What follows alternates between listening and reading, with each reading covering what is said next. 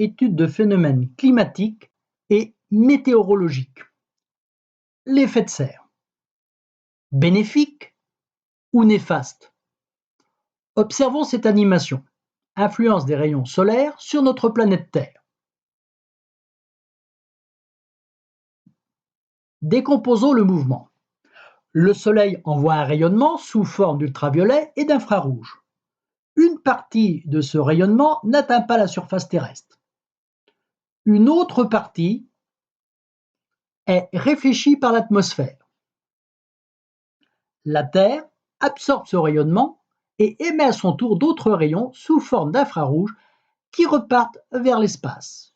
Une autre partie reste bloquée par les gaz à effet de serre. Pas d'effet de serre sur Terre? Température serait de -18 degrés en moyenne. Effet de serre actuel? La température moyenne est de 15 degrés Celsius. Actuellement, la quantité de gaz à effet de serre augmente et la quantité de rayons infrarouges piégés dans l'atmosphère augmente en conséquence. Ce phénomène contribue à l'augmentation préoccupante de la température moyenne du globe. Un exemple, la montée des eaux, la disparition presque totale du Nil. Seuls les points ici culminants de l'île sont encore émergés. Quelles sont les causes de ce réchauffement climatique? Ce sont les gaz à effet de serre produits par les actions humaines.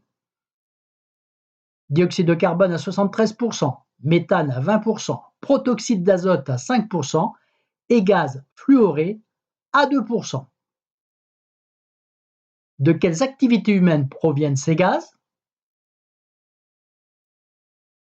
Combustion des énergies fossiles, méthane par la digestion des ruminants, stockage et épandage des engrais de sources animales, fumier lisier, engrais azotés utilisés dans l'agriculture, transport avec les gaz d'échappement, dans le bâtiment avec notamment le chauffage, la gestion de nos déchets, la déforestation car il y a moins d'arbres pour stocker le dioxyde de carbone et une grande partie de l'industrie.